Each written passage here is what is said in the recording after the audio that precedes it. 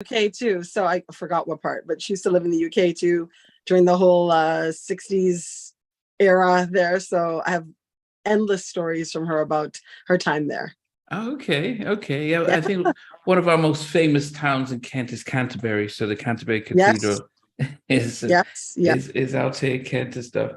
I love But the UK, but well, yeah, I guess it's okay to visit, but it's different when you're living here. Everything's it's not. smaller. Listen, you know what? Every country, every person of African diaspora, we have our challenges. You know, so that I think that's universal, no matter where we go. Yeah, I mean, I went to college in the US and I was out there for 10 years. And Ah, yeah, so I nice. lived in Alabama, Selma, Alabama, if you ever watched the movie or Oh, even heard about it. So I was out there, yeah, loved it. I loved yeah, Alabama actually. yeah. Then went to finish college in Milwaukee, probably one of my more challenging states, living in the Midwest. And then ended up living and Okay, working out in Los Angeles. So I kind of nice. experienced the vast part of this Whole thing. of the US. Yeah, But yeah. yes, yes. But anyway, That's nice. if we start off, I mean, it's always good to get a picture as to where you were born and raised, because we, as I mentioned, we have an international audience, and it's yeah. Yeah. So where were you? Yeah. Where was I born and raised? Yes. Born and raised in Toronto, Canada. And my parents are from Guyana. So that gives everybody, Canadian by way of the Caribbean. There we go. Okay. Yes. Okay. And Yes. then what was life like growing up in Toronto? Life was great. I mean, it was a time where a lot of new immigrants were still coming to Canada. Okay. So being born and raised here, I was often the only Black child in my class. You Wow. know, that was an experience. But also the good parts of that are that I got exposed to a lot of different styles of music. And all of my friends would listen to it. Like I listened, at the good dose of soul and Caribbean music at home, and then at school I'd have rock and Pink Floyd, and I'd kind of hear everything, as I'm sure it is in England as well. Yeah, but then as when you were growing up there, did you sort of get into music and just I mean, most of our American artists would say, yeah, they were singing in church, and that's how they continued. But for yourself, what was your schooling of music and What was singing? my schooling? I would say I went to Catholic school. There was I was in the choir. We did talent shows. We did spirit assemblies, and the music was always in my home. I was surrounded by it constantly. But the moment came when I did a talent show, and that's the moment I knew I really liked to sing. Okay, how old were you Yeah, by a little this time? different. So I was maybe about 7 or 8. Oh, okay, About well, that. that's quite That's when I young. knew I was like, I like this. This is nice, But then for you at that stage, was it more so just like, people pick up basketball, cheerleading, dance and stuff? And so for years was like, yeah, this nice hobby singing. I think what I liked about it was when I looked into the audience, I saw my mom and I saw the smile on her face and the tears in her eyes because she was so proud. And I think pleasantly surprised that she didn't know I had this talent. And my mom and I were very close. And I think I just love doing it because again, the audience I love the response, but I love the way that it made my mom feel. And that made me feel good too.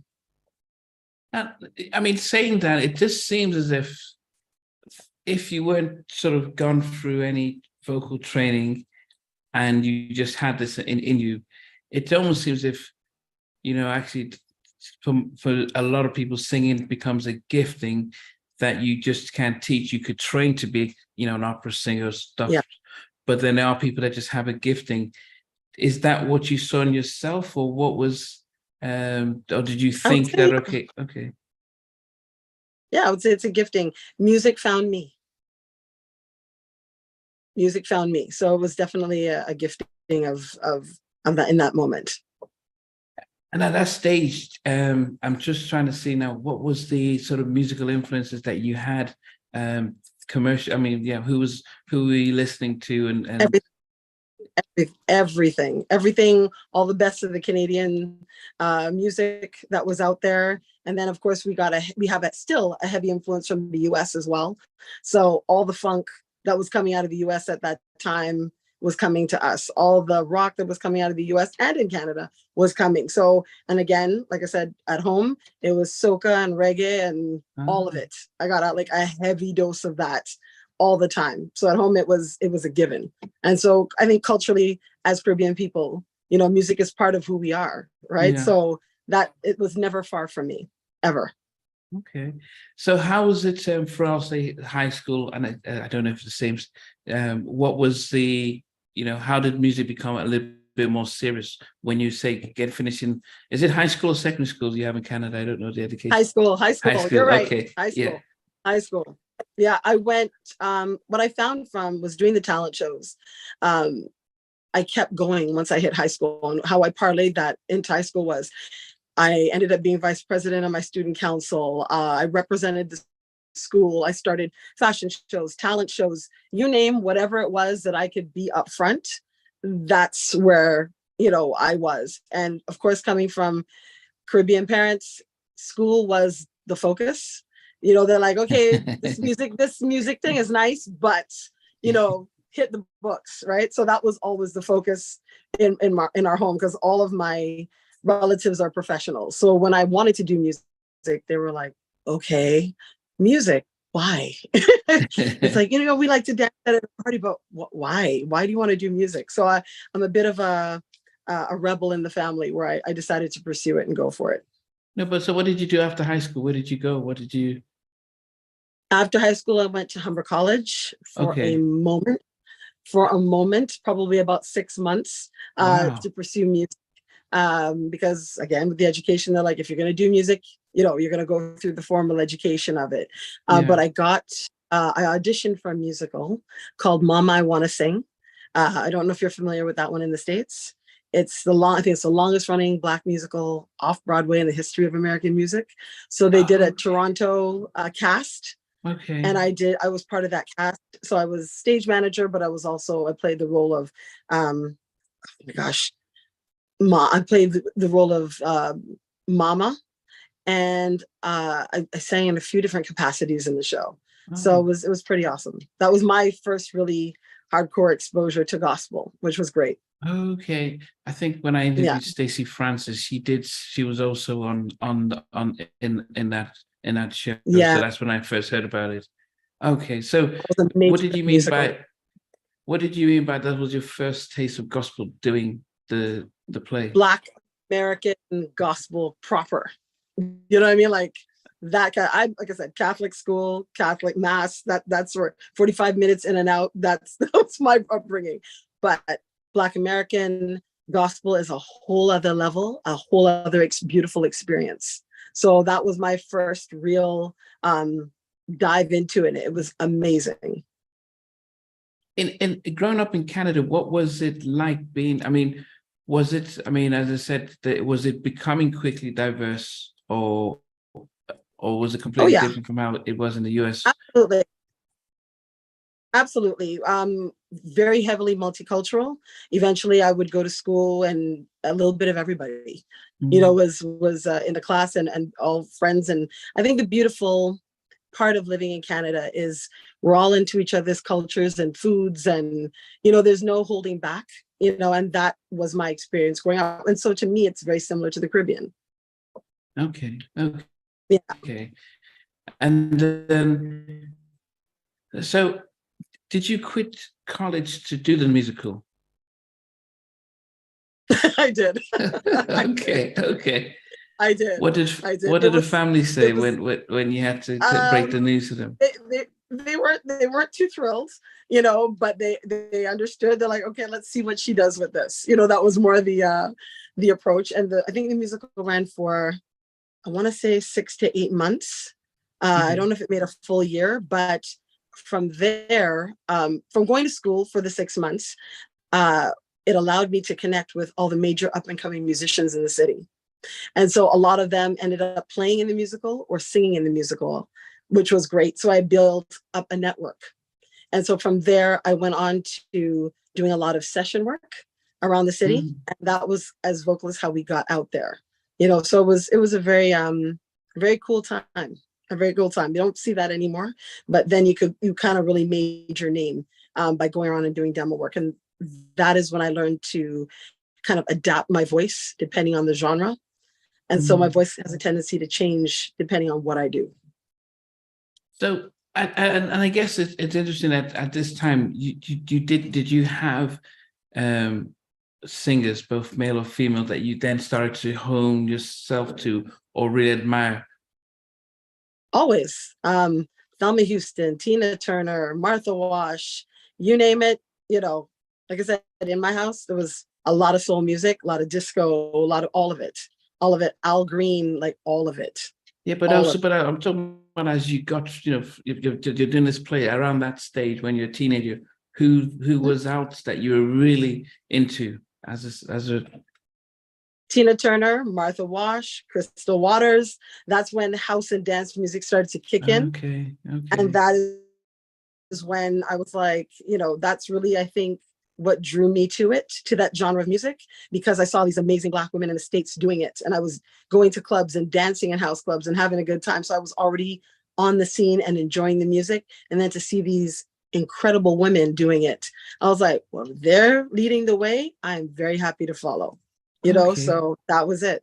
So it's more pop, rock, dance that you go into as opposed to the straight R&B? Oh, no. I was in R&B. I actually was part of an R&B group. I used to do a lot of R&B session work, did all of it. Grew up listening to it as well. But okay, so when is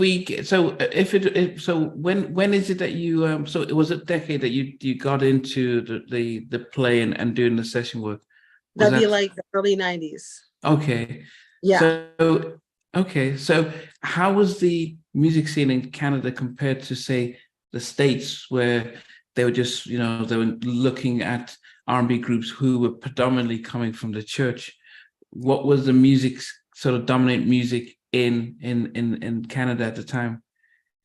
Depending culturally where you were, is what you were listening to. So for me, being Black and growing up in Caribbean, Canadian culture, I listened to all the R&B stuff. That was a given. So that's where initially that was my direction, and that's what I wanted to do. So it was to be in R&B and to be an R&B vocalist. But I also learned through my life to recognize opportunity. And so I recognized that all the girls were all striving for the same thing, and I'm not one to compete. So when an opportunity came for dance music and I liked it and I did a demo for it and it shot off and went up the charts, I was like, like, this is interesting because there's no one else doing it here. So if I do this, this is my own niche audience and I can be free to do whatever I want in this genre. And I loved it. I think a lot of people might be surprised to know that some of the biggest dance hits globally were sung by Black women. Yeah, it's our music. Yeah. Yes. And I've had the opportunity to interview Shantae Savage and Civil. And beautiful. And it's, but I guess it's because a lot of us were sort of consumed into R&B, we didn't realize that actually when you can expand your range and these dance groups are constantly looking for for powerhouses and stuff. So for yourself, when you got that opportunity,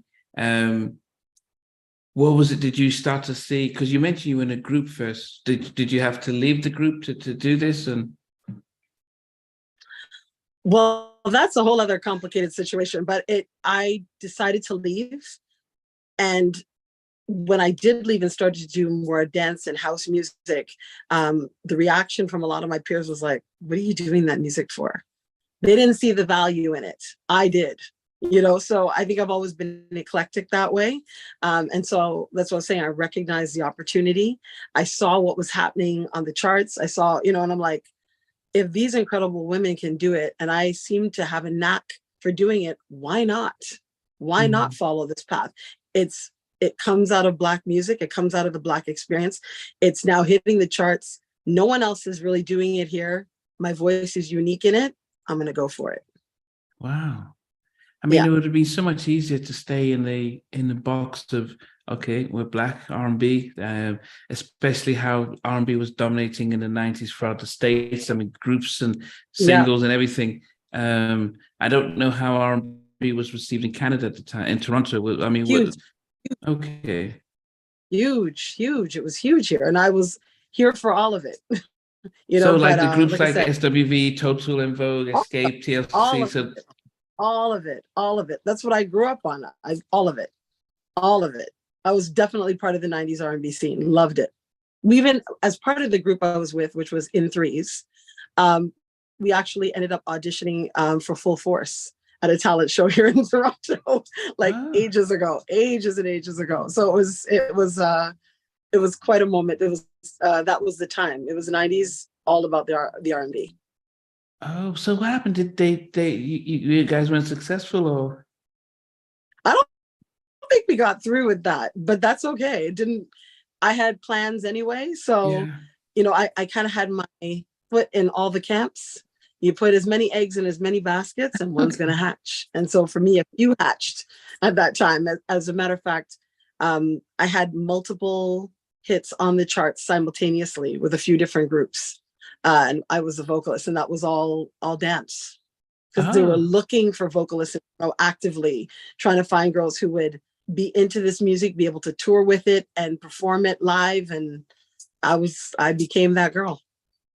So when you were going to sessions and you were using your voice, I know Martha Wash came out to talk about how her vocals were used. I think for CNC Music Factory, but then she was sort of, they took the voice but not the image, almost like a Milli Vanilli situation.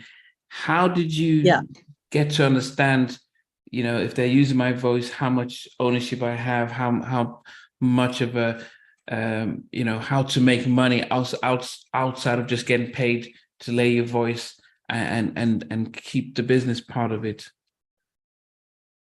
Well, I can say that for a lot of the journey, I was on my own, and kind of struggling through. And I think it's just from the hits and that you take along the way that you realize, okay, this really is the music business, and there's a very business side to it. It's not, you're not just here to sing. So I think it's something you learn along the way. Some people have that resource as they start out. I did not have that. So along the way, I learned. My goodness. And yes. Did you need a manager, or did you just go in and sing and then? Well, with session work, it's a different thing. It's a demonstration, so you get paid a fee to demonstrate the song, right? So if it gets picked up, that's a whole other negotiation. So that's a different thing. Okay. Yeah. But you say you had hits that are on the charts. So then what happens after that? Do they come back? It's funny. A couple of them wanted me to sign with them. I chose not to. And then I got the Love Inc. gig. And that's when I signed to Vic Recordings and Pirate Records. And that group took off. But what kept you from signing with those ones? Because I mean, you were like, well, this is an opportunity. This is what I want, a recording contract. Bigger label. This one was a Vic BMG. So this was a big label. So, and all indications were that this was going to be a huge project. And it was. So, but I'm just saying that most artists who are still trying to make it, the first contract, the first label that comes to them, they just run straight through it. How did you know that let me hold back and value the fact that I could get bigger things?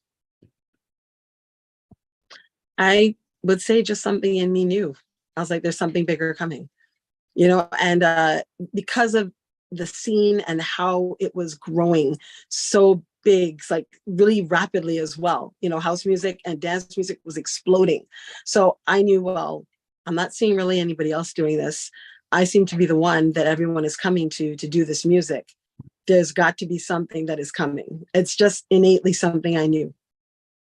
And I guess I can just imagine right in the middle of the 90s when we talked about all the female groups, how as much as it might seem tempting to to say, yeah, let me do the house because there's a big void there. But you're like, but that's not our music, and that's, that's not, I guess there was a sense of, if all these groups are hitting it, we can, if we stay true to ourselves, we can be successful. So that I can imagine why people would have been surprised that you left at the height of R&B really blowing up. But then R&B in Canada, okay, go ahead. Doing it at the same time. Dance was blowing up at the same time. R&B was kind of tapering off and going into another direction, where it included Black artists, right? So we started going into dance and house music, like I said, where you had Martha Wash, coming in, Crystal Waters, and having major hits on the charts, on the main Billboard charts. Yeah. That was a huge signal that, you know what, let's do this. So yeah, and people like CeCe Peniston, they were cross. They were big out in the States. Robin S. Yep, Robin S. All of them. I remember one big moment for me was I was doing my first show with a group called BKS, which was a group prior to Love Inc. And one of the members disbanded, started Love Inc. And in the distance on stage, just before I was going on, was Robin S.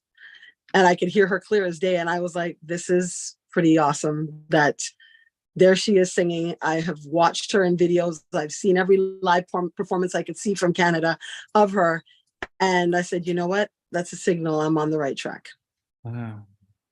So what did Love Inc. have that you thought, this is a place that I can sort of sign with? Love Inc. was going to be a big project on a big label.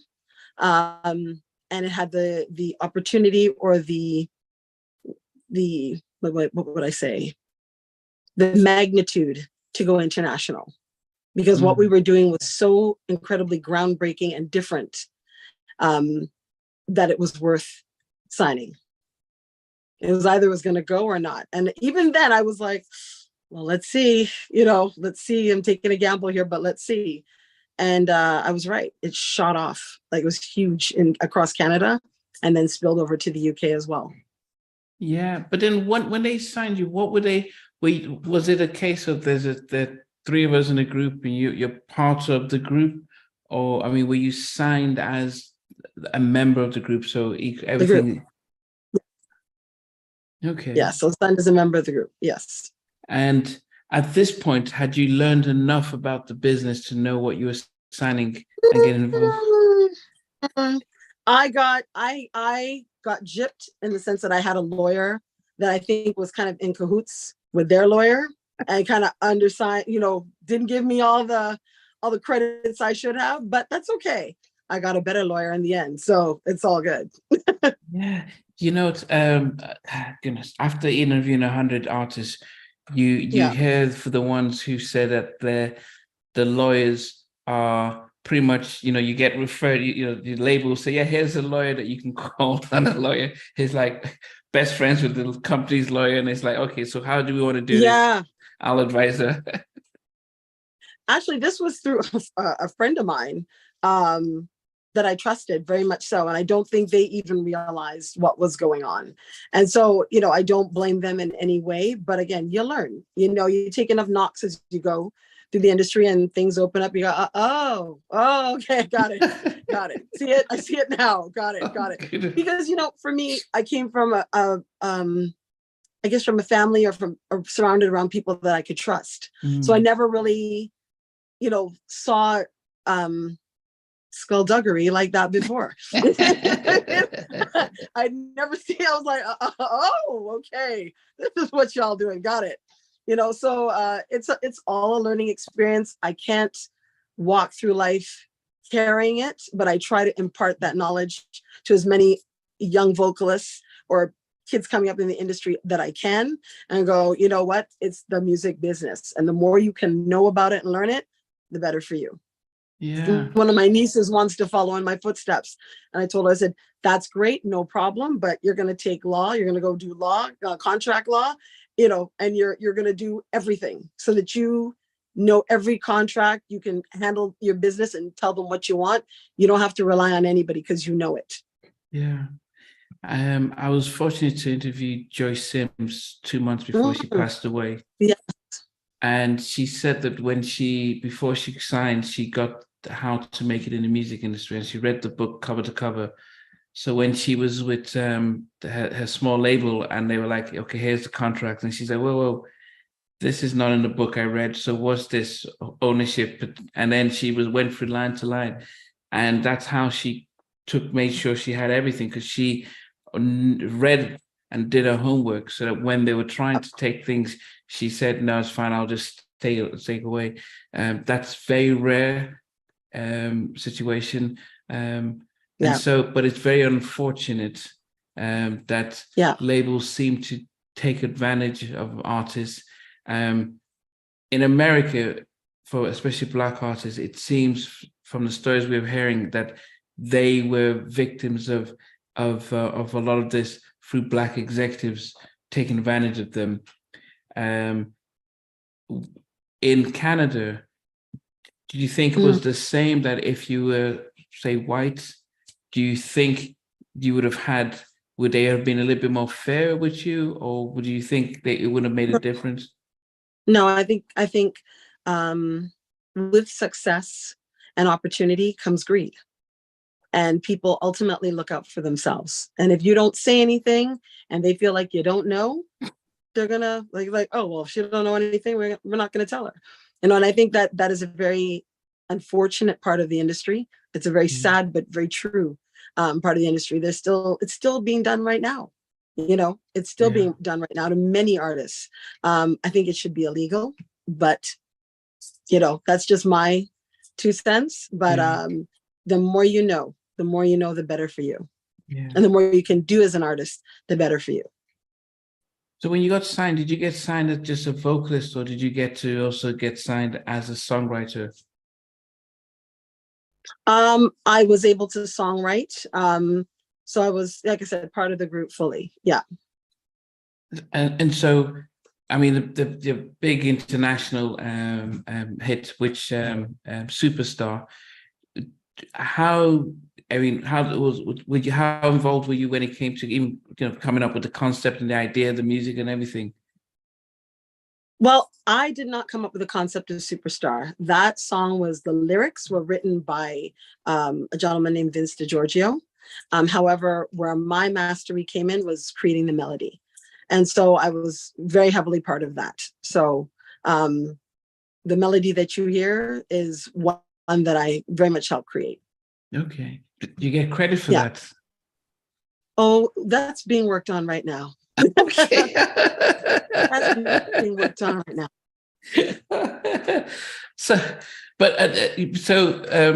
But did you now with dance music, and I do wonder, how do you know, because it seems from those of us who aren't connoisseurs of dance or house music, that sometimes the songs, the lyrics are different, but the music can sound the same. How is it? I can see that. Yeah. So how do you then create a hit and be able to make it distinctive? Because a lot of times it is the lyrics. It sounds simple, easy for people to remember and sing along to, where you the chorus parts and stuff. So it doesn't seem as complicated. And I'm just saying, as a novice, it doesn't seem as complicated as, say, an R&B track or a ballad. It just feels as if all the stuff is happening and you can just sing on top of it. Yes.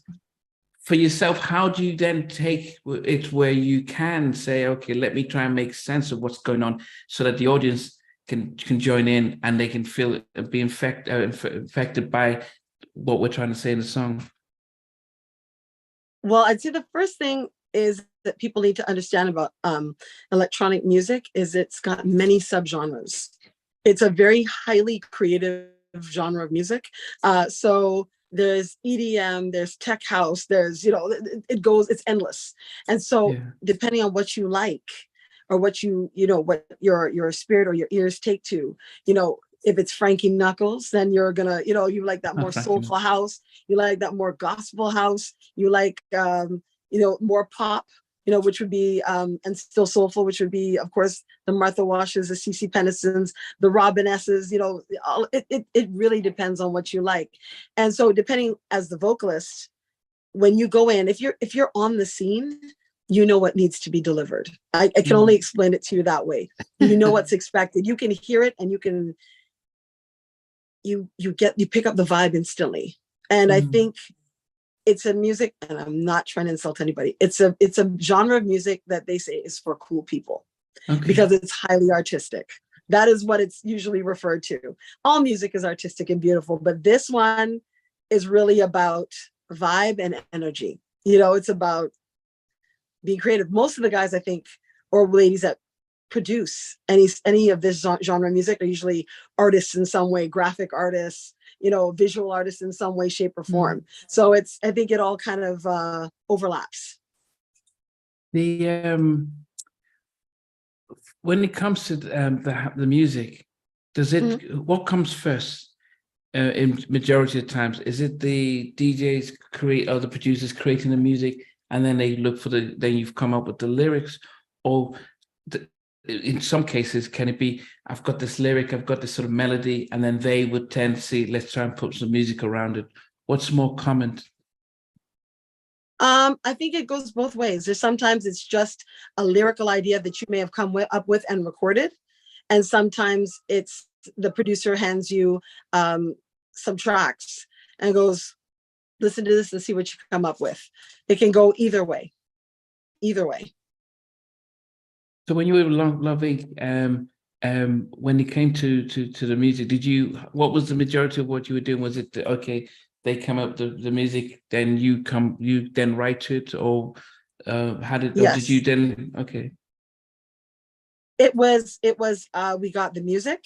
I worked with one of the producers, Brad, who was the other member in the group, because he was producing a lot of the music.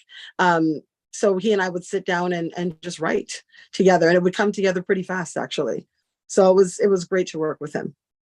He's passed on now, but back then he was very easy. We were friends. We toured together. So it was a very a fun experience to just sit down and write some stuff with him. Did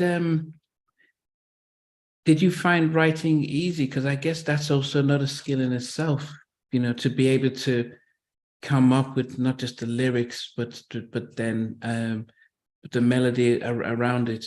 How did you write? It's just something, I hear it and it either it clicks or it doesn't. That's for me. Either something clicks or it doesn't click. It's there's no bigger thought. I'm not the type of writer that sits down and goes, okay, I'm going to write this today or that today. And I think I'm probably progressing to that point, but it's really what takes my spirit at the moment, what I'm feeling, knowing the audience I need to project to, the vibe of the track particularly is what sets the mood for me. Unless if I write it and they go, well, we want something brighter or happier or more positive. And I'm like, okay, or we want to make it more somber. And, I try to take a little bit of direction and I'm like, it's either I'm feeling it or I'm not. I'll be like, well, this is what I'm hearing. I've tried it a few different ways, but this is it. So if you like it, great. If you don't, it's all good. Let's try something else. I guess the bulk of the most successful house or dance tracks, would you say they're more upbeat and very much of a, you're the best, I'm feeling great, I'm in love. And those are the 10. That is why I love the genre. Honestly, that is what I love about the genre. I think that, and I've said this in many interviews, life is hard. Life is hard. It's rough for everyone. And especially with what we've just been through over the last 3 years. Yeah. And you have to make a conscious choice to be happy or to find happiness or that peace. And for me, dance music has always been a source of that in my life, and I guess because of the Caribbean influence, I would equate it to soca music, where it's happy and it's upbeat. And that's what I grew up on. That's what's normal to me. So I think that's also a reason why I took to the genre, because of the BPMs, because of the message. It was very similar to what I had heard you know, part of who I am, part of my identity. And I love it. I love it. And it's always fun to introduce other musicians to the genre, you know, who may not have understood what dance music is. I've done that with a few musician friends, and they're like, I had no idea. You know, I'm like, yeah, it's pretty cool. You got to get into it, you know? It's a whole new world for them to enjoy. But I would say that I think one of the issues, no, I won't say issues, but one of the things I had with dance music was that depending on the circles I was moving with, you know, if when I was working in corporate and we go out, majority are white, then we'll go to a club where they're playing dance music and it's easy for them to sort of jump around and not really dance in rhythm. And it's like, okay. But when you're with your folks who have some rhythm, it's like, well, this is a little too fast and it's too hard to be cool. So, and I guess that's what, I mean, I can listen to it. So depending on my company, that's when the music kind of things like, we can be cool jumping around like this. So, not to deny it, but when I moved to the, go ahead. Let me just say, when I'm dancing to it, I don't jump around. So there you go. I'm not jumping around. I'm definitely on a 2 and 4. But that's one of the things I loved about the 90s is what that, you know, there was a time I was listening to, whether it was Backstreet Boys or Blink 182, I could listen to when Cher came out, I believe Kylie Minogue came out, and so you know, so I you know, as I said, whether it's Shantae Sarris, T.T. Peniston, doesn't Sybil, it was almost as if it was just the music was accessible, and if you just explored, you could find and enjoy lots of great things. And I think, unfortunately, when we got towards the latter parts, they started to put everything in sort of boxes. I don't know how it was in Canada, where, you know, did you find that the people who mainly listened to house and dance were mainly, or was it different? Was it everyone, or was it mainly sort of white Canadians that were more into the house and dance? I would say it's probably, I would say when I was doing it, I was a representative for my community in it. So saying that, though, yes, the majority of my audiences are white, but at least so I thought, because when it was at its peak, I remember being in a grocery store and this lady in full hijab, covered, and walked up to me. She's like, "Oh my God, are you Love Inc?" And I'm like, "You know who I am?" You know, like that was mind blowing to me. And then there was another event I went to, and these 3 beautiful young Black girls came running up. They're like, "Oh my God, we love you." And that for me was a immense sense of pride that, you know, they knew who I was and they loved what I do. And it's coming out more and more as I go and I meet more professionals. I see more Black people who are like, "I love Inc. I love what you do. I loved your music." And it means the world to me across the board from all my fans. But when it's coming from Black people who may not particularly be into dance music, you know, and they're like, "No, we know your music. I grew up on your music. I love you. I love your music." It means a lot. It means a lot. It really does. Because again, I was a bit of a rebel there. I went in a completely different direction. And I'm glad I did. I really am glad that I did. I love what I do.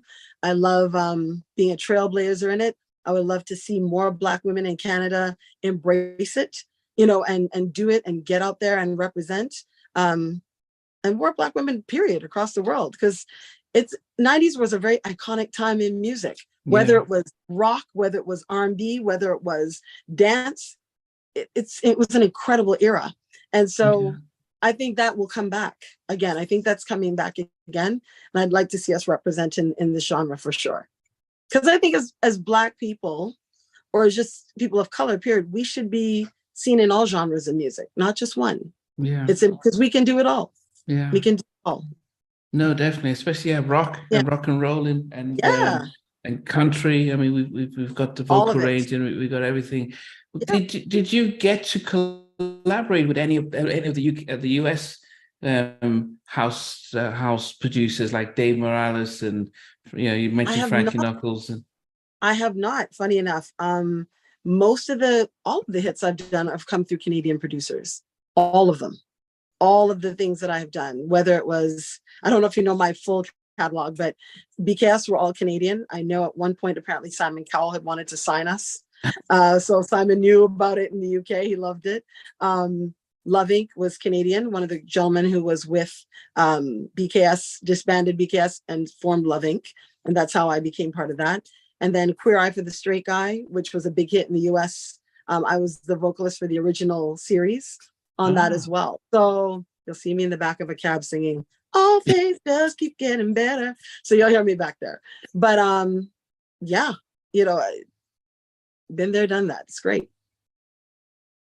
When you have a hit single like Superstar that takes you around, was it, because I knew it's here in the UK, but then did it hit in America as well, the US? It did. I think it went top 30 or something like that in the US, top 20, top 30. And we did try to do a little bit of a tour there. And I know a couple of the video stations played MTV, had played it on one of their award shows, things like that. But I think our sound was so different. It was very European. And Canada is a bit of a hybrid. So as much as we'll listen to the American stuff, we'll listen to the European stuff too, right? So Canada heard it, they got it, it was like, bam. You know, Australia heard it, loved it right out the gate. Spain, it was just UK, a given, just went like Europe wide, was easy. Germany, all those countries loved it. So, and South Africa, all those places, it just took off.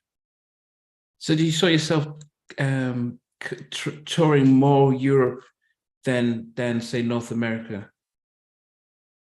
At one point I was touring North America, but not for the Love Inc. project. I had a track that I did with a group called Widelife called I Don't Want You, which blew up and went #1 on the dance charts in the States. And so I was touring over there with that, like, insanely. And that's where I met Martha and on gigs and such. So yeah, my career's kind of been a little bit everywhere. But now I'm touring in the UK more than ever. And I love my UK audience. Love them. Love them. So that's a different decibel of scream in the UK than anywhere I've ever, literally. Yeah. How did them, so when you came to the UK and Europe with Superstar, were you surprised how much it took off in Europe and how they really received it? Well, I knew it was doing well and I was so proud that it was, but that was the time I chose to exit the group. So I never actually went on and toured in the UK. As with all groups, there gets to a point where things just aren't right financially, you know, whatever in the group dynamics. And I was like, I think I'm done. I was like, I think I'm done. And so I left. That was 2001. At the height, at the peak of the song? Yep. That's right. Goodness. I said either I completely, basically there was a clause in the contract that they wanted an amendment to my contract because they realized there were a lot of holes in it. And if I had signed that, it would have meant I would have been, for lack of a better term, be enslaved for the rest of my life. Wow. And so I said, nope, I'm out. I don't think they expected that. And I wasn't doing it maliciously, but I just decided I'd had enough with what was going on in the group. And I just said, nope, it's time to go. And actually, before I left, one of the other members left, Brad, left as well. You know, was kind of kicked out, but he went on to write with NSYNC and wrote some big hits for NSYNC. So it was just time to go. I had to save me in the process. Now, at that moment, though, do they notice that, like, okay, she's actually serious. Let's try and make things much more, good for all of us. It was, let's find another Black girl that looks like her. We'll put her in place, which is what happened. And I was like, that's fine. And they moved forward. I think Top of the Pops wanted to have us on. And the story that I've been told is that once Top of the Pops realized it wasn't me, they canceled the appearance. Wow. Which I give the UK massive respect for. Massive respect for. To this day, I have a love for the UK that goes beyond understanding. I gave them a lot of respect for that. And at that moment, I said, you know what? If they want me, they'll find me. And years Yeah. later, Well, I think at that point in time, we've had the big scandal with not just with Marsha Wash, but also Milli Vanilli. And I told the pops that you don't record it live. So it's so if somebody's miming your vocals, then there's like, well, we could be found out here. So probably there's a sense of, no, we can't, if you're not going to do it right. Yeah. Was there nerves leaving at the peak? Because, most people would think, wow, you've got a big song, you're touring, you might as well stay with it and not really understand, the long-term ramifications of not taking a stand.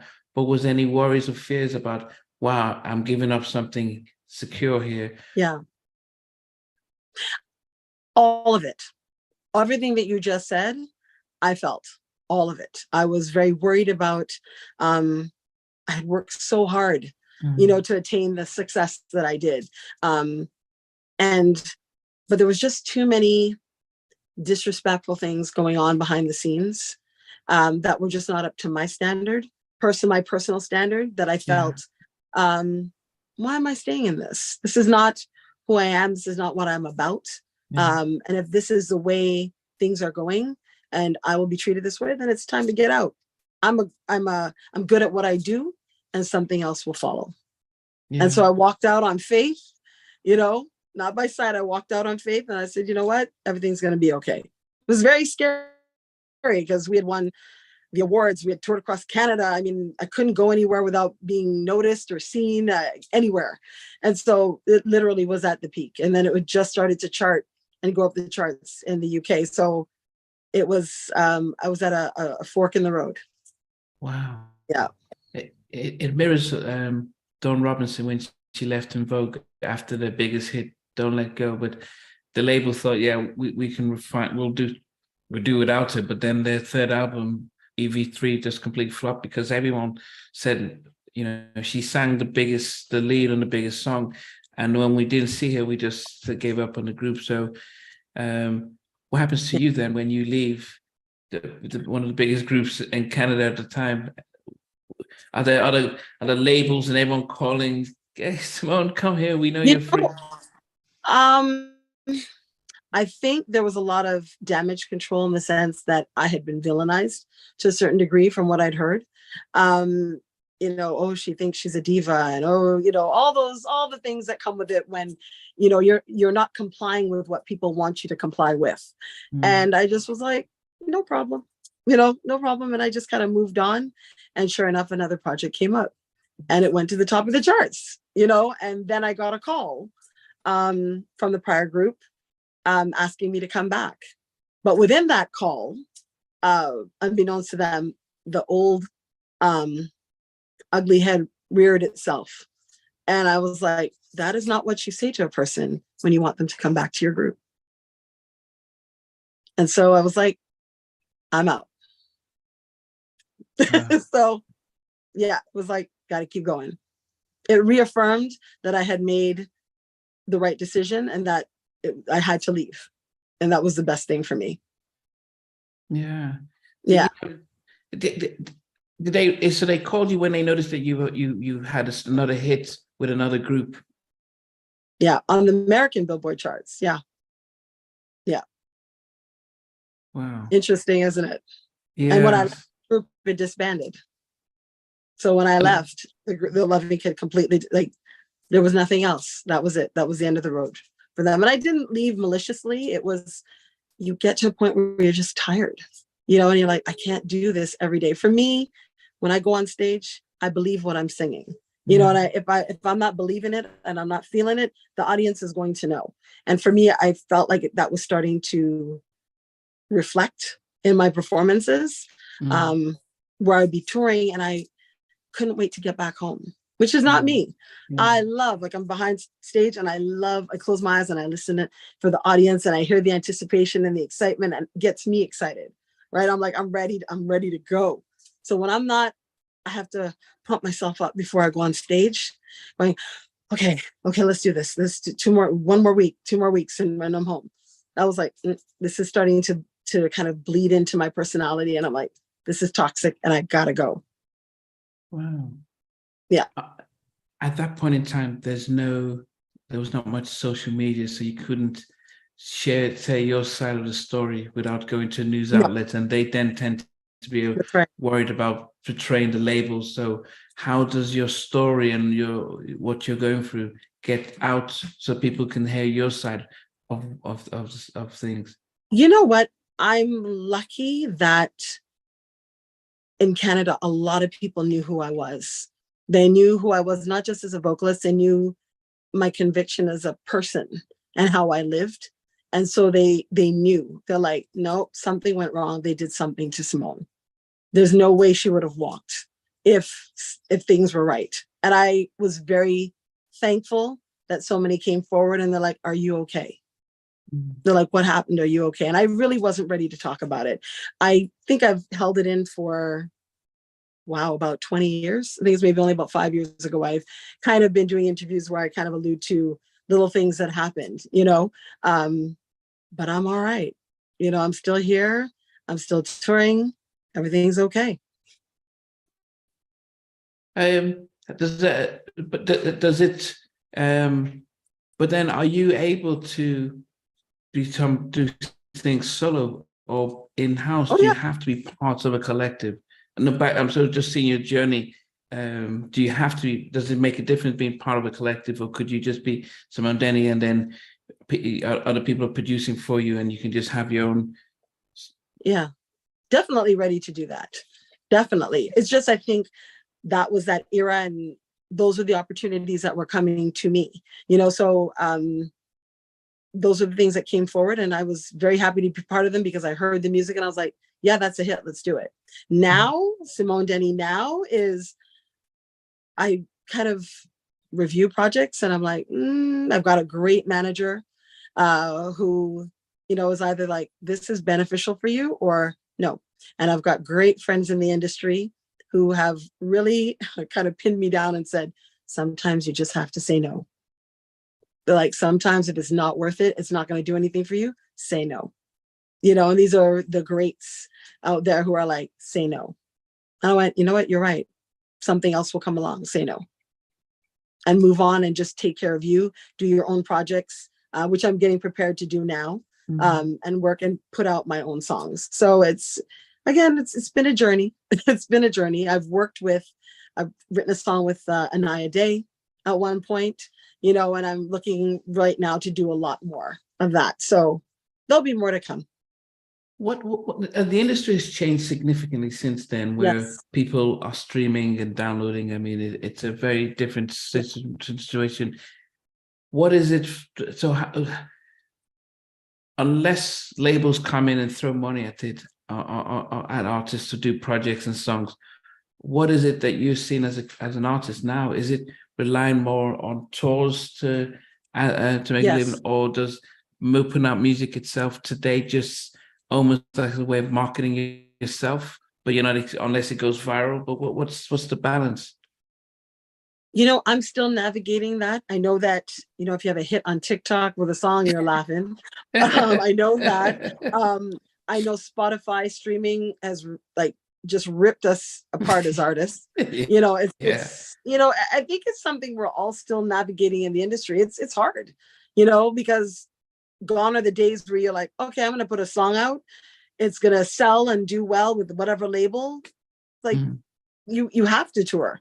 You have to tour. Now labels are asking you for pieces of your merch or any endorsements or things that you have. It's a hard road. And you're like, how am I supposed to pay you when I'm not even making money off the song? Like you're taking everything, but I think you just got to navigate that road. You have to look for your opportunities. It may not be that the song goes on to Spotify. It may be that it ends up in a commercial or TikTok and it takes off.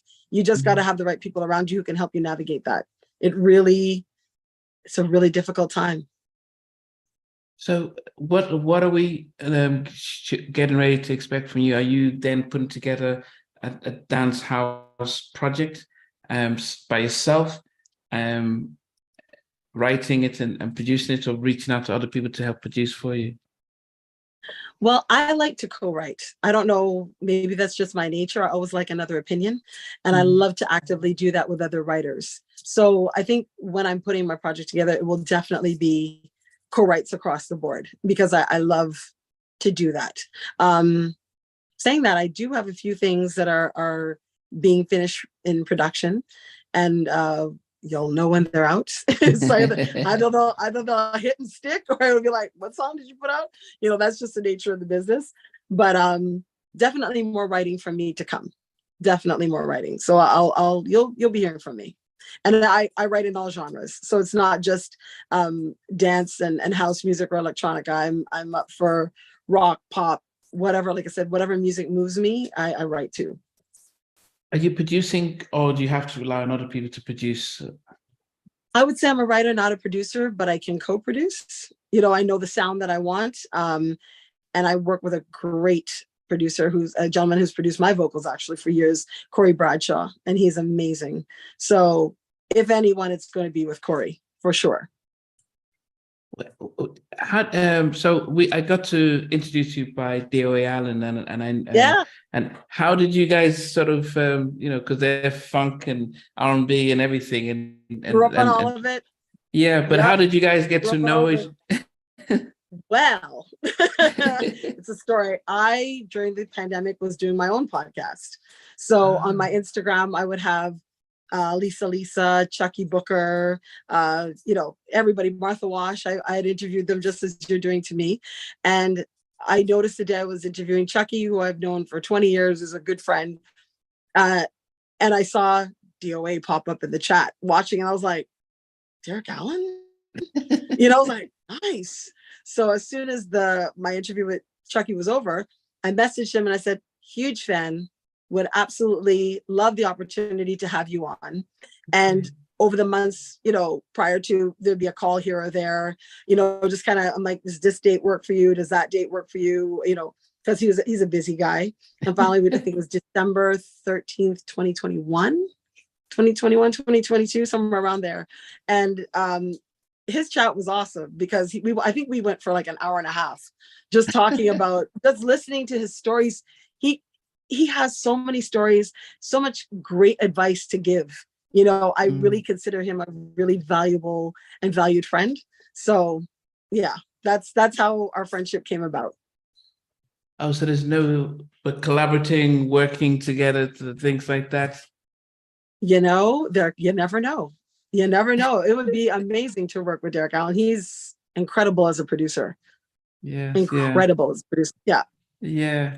So going forward, as for those watching and stuff, what's timings to look out for stuff for you? There should be something dropping, I would say, within the next few months. Yeah. I can't tell you the title right now. I want to make sure all the I's are dotted and the T's are crossed. And then when it's ready to roll, I actually just got called for another project today, just before I came on here. So that'll be worked out, and we'll see, where that goes as well. Okay. So but for me, I really have to buckle down and start writing, which I've already kind of put out the word. I'm like, okay, I'm ready to write. Let's do this. So that will be my focus probably for the next year or two, is really just blocking everything out and write and write and write and write and write. What about touring? Touring is always happening. I'm headed back to the UK May 28th for a massive show there, a massive show. So it's going to be a lot of fun. I post everything on my Instagram, so it's there. Okay. But then when you get invited to tour, do you then cover all the songs, and there's no, all the super? Well, Superstar is the big draw over there at Broken Bones. And I tour with a gentleman named Mickey Medell, who's a legendary DJ from Belfast, Ireland. And he is actually the one who discovered You're a Superstar in Canada on a vacation here in Toronto. He went to one of the major record stores here and was just going through, stacks of records, and was like, can you play this? Loved it so much. He took it back to Belfast. He had his own record shop, got permission to press copies, and it shot to #1 in Ireland. And from there, Dave Pearce from New Life in England signed it to there, and then the rest is history.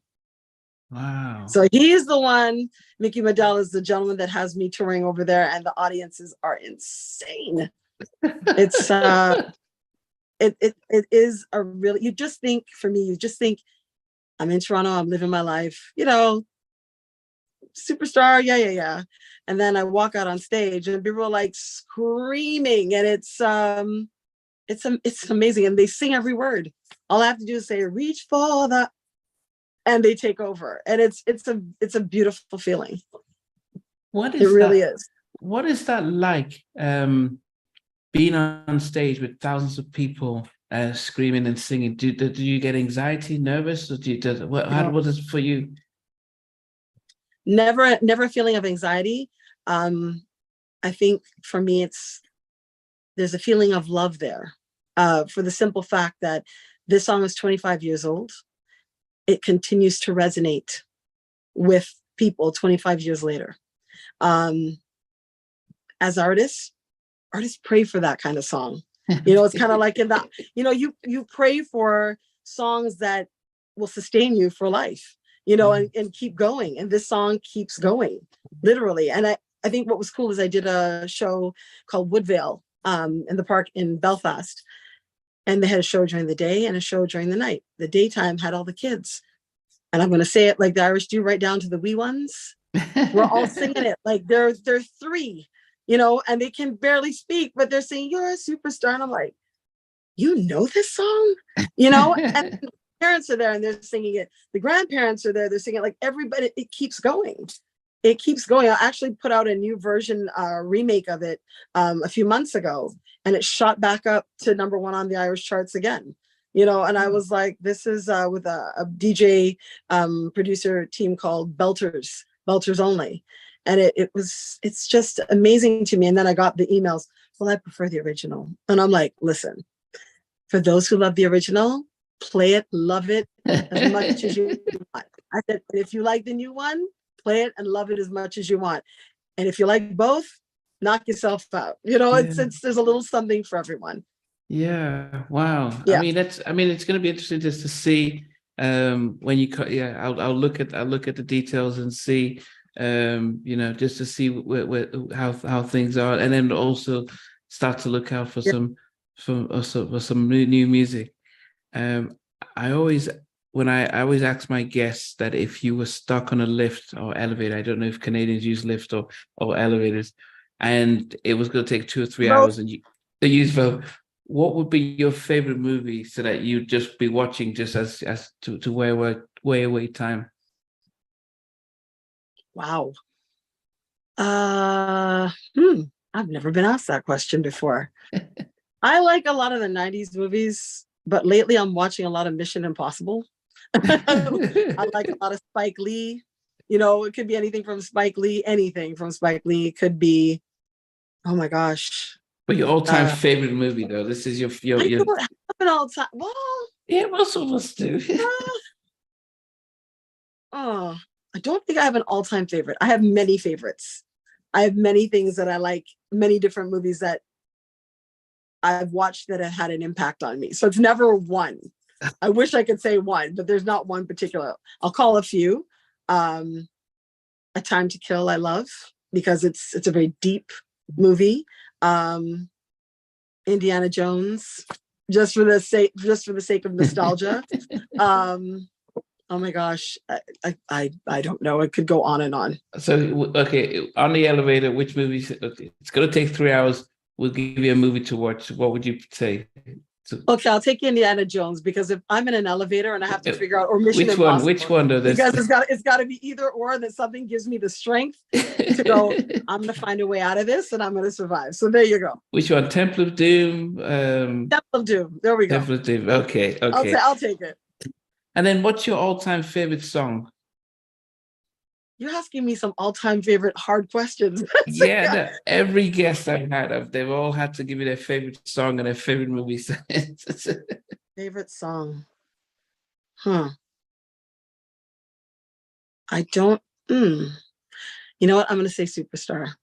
No, not yours. It's not yours now. I knew you were going to say yeah. Yeah, exactly. I think I like Donny Hathaway's A Song for You. Okay. I think it resonates with me because it's a sentiment I would like to leave with people I loved. You know, in the event down the road, you know, when my time on this earth is done, it's like, remember our time together. Remember when we were together, you know, and we were alone and I was singing my song for you. I think that would be the one that would stay with me. Have you ever Yeah. covered it? Have you ever?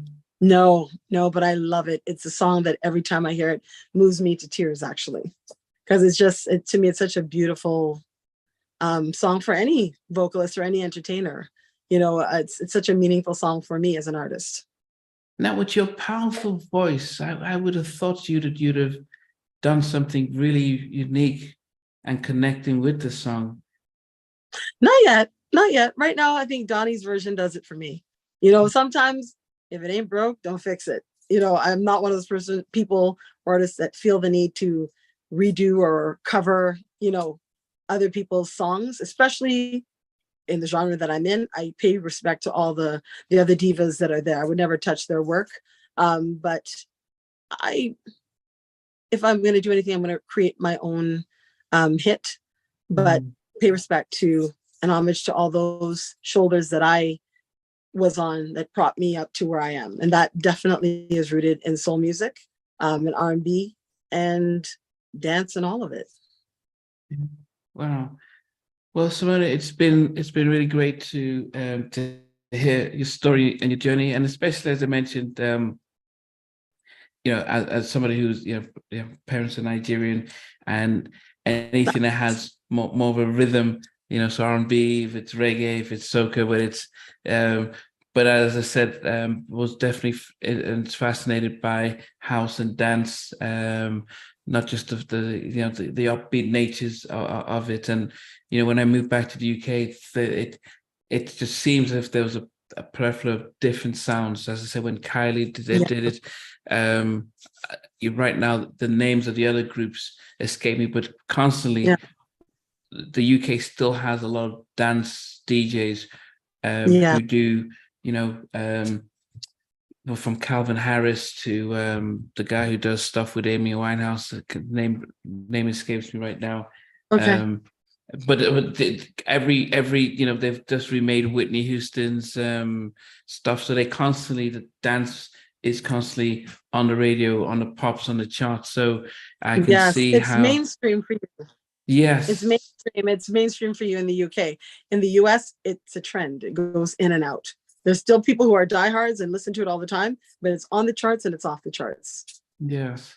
So hence I can imagine why coming and touring here it can be really successful. But we'll definitely look out for you, and I appreciate your time, and we'll definitely look out for when your music and everything is ready to drop. Thank you for having me. And I have Nigerian roots too, so there you go. Oh, how so? Through my maternal grandmother, all the lineage back is Nigerian. Oh, wow. Okay.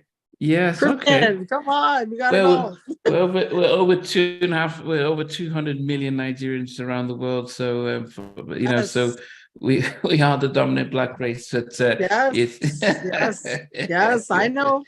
Yeah. I know. Have you've been to South Africa? I would assume. I have not been to Africa yet. That is bucket list. I would love to go. So at some point, I would like to go see it. Oh, because you mentioned that Superstar was big in South Africa. I would assume then they would have tried to get you. Well, I think Broken Bones was the one that did really well in South Africa, actually. But I'm happy to go to Africa anytime. Africa is a beautiful place. From all the pictures I've seen, I just went to a Nigerian restaurant the other day, and had my fufu and all of that. So you think I don't know? It wasn't too hard for you? It was good. No. It was excellent.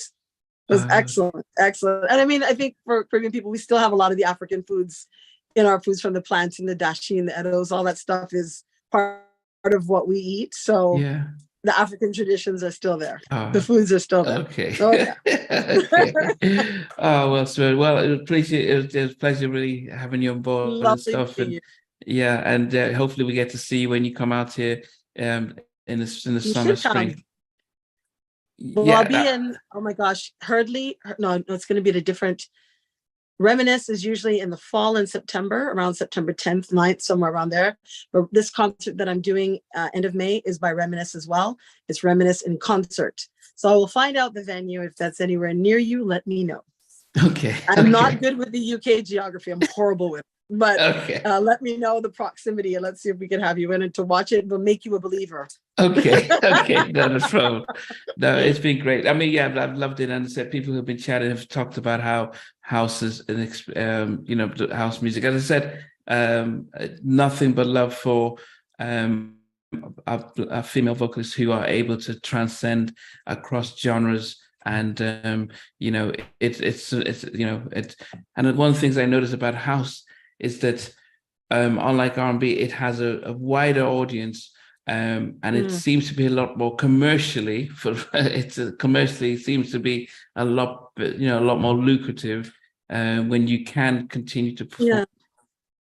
Yeah. Or am I mistaken? When you have, is it more lucrative to sing house and to do these concerts compared to if you were still touring within a R&B sort of 90s revival?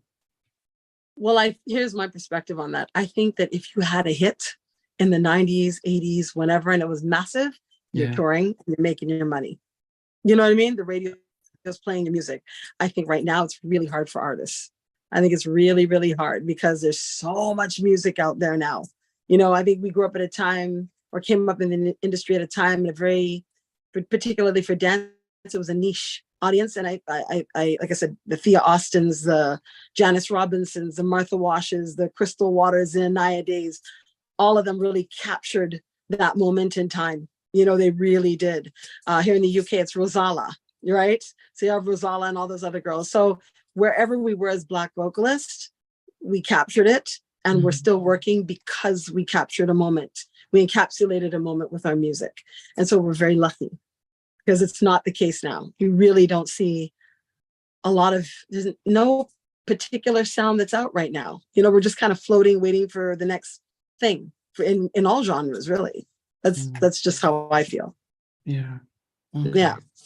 Well, anyway, we can celebrate what you've achieved and where you're going to go, and especially some of the new stuff. And it'll be interesting just to see how for people to learn from your experience to walk away from bad situations, because as I said, as an artist, you have to be believable when you're singing, and I think as audience we do notice if it's just somebody who's singing and doesn't want to be there, or somebody who's singing out of passion and love, because we're paying money to escape from trauma, and we want to be lifted up. So if you're there singing with your trauma, so we would definitely respect you for what you did and how you've actually been able to move forward from that, and that's an amazing. Do you still do your podcast you mentioned?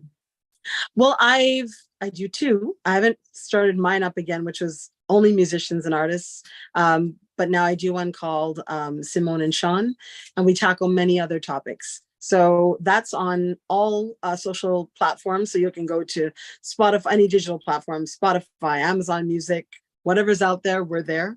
And now we're slowly making that jump to YouTube. Still kind of figuring out what that is, but it's there. And I really do need to start mine up again, because there's so many incredible artists that I do want to talk to, as you are. And so we'll be doing that soon. And that one is called Simone Denny Live. But it's the ones that are there are now on my Instagram, and you can go in and review any of them. You'll see Derek Allen. He was awesome. Yeah. I think I spent probably almost 2.5 hours with Derek. And so, he's amazing. He's amazing. Yeah. But every guest from yourself and every guest that I speak to, because I'm a therapist and that's my job. I did this during lockdown, first just to find out how people were managing with their mental health during lockdown, And then Yeah. hearing the stories was always about, oh, some of the tragedies, but where you are now. And so it was supposed to uplift.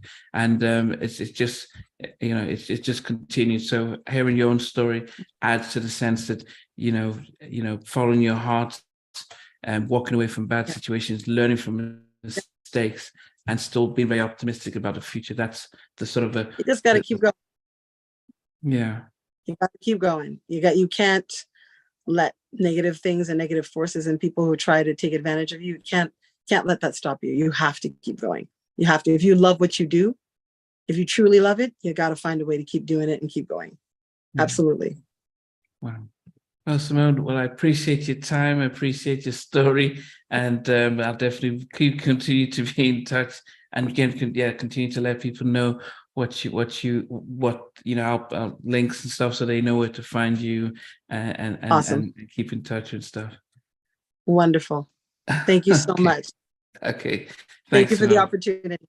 Have And a I great night. appreciate it. You too. Thank you. Bye. Bye-bye. Thank you.